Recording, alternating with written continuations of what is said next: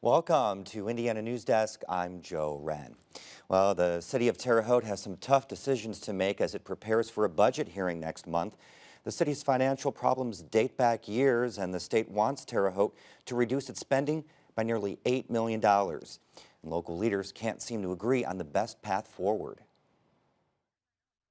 At a special city council meeting earlier this week, City Council President Karen Nasser asked Mayor Duke Bennett multiple times to explain when he learned of the state's order for Terre Haute to reduce spending and asked him why it took so long to alert the council. And when I asked the mayor why he didn't give us that information sooner, or he said it wasn't his job, I guess that kind of frustrated me, and I'm sure a lot of the other council members.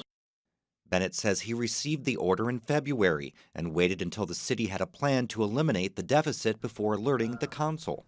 If we would have given him the plan or had given him the notice without the plan, I'm sure I would have been criticized for that. So we wanted to make sure we got the plan done.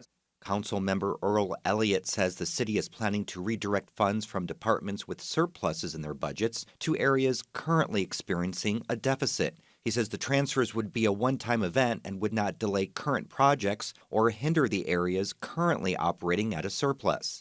A county-wide public safety tax could help fill some gaps, but it's still under consideration.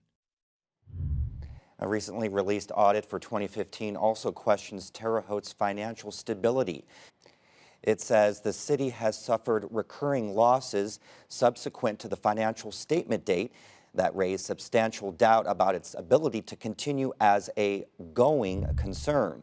So here to help us understand is Indiana University professor Mark Levin, who comes from a long career in city management. Thank you so much for being here. Thank you for inviting me. So let's address that term, going concern. What does that mean? That's auditor speak for we have some real doubts as to whether or not you can continue to operate because the path you're on is not sustainable. Is this common? Do we see the state coming in like this to cities and issuing statements like this? It's not unique.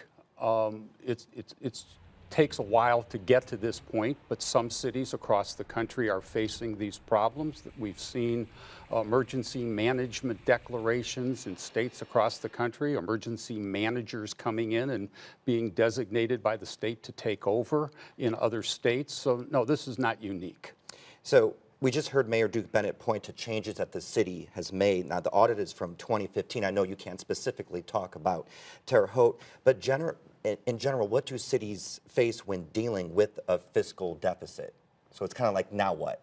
Well, there's only two ways you can deal with a deficit. You can either increase revenue or you can decrease expenditures. Revenue is typically taxes. In Indiana, it's primarily property tax.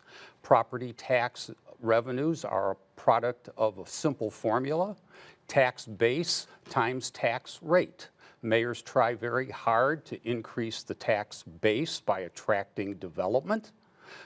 They'd like to raise the tax rate. That's typically a political process that many elected officials and many residents oppose.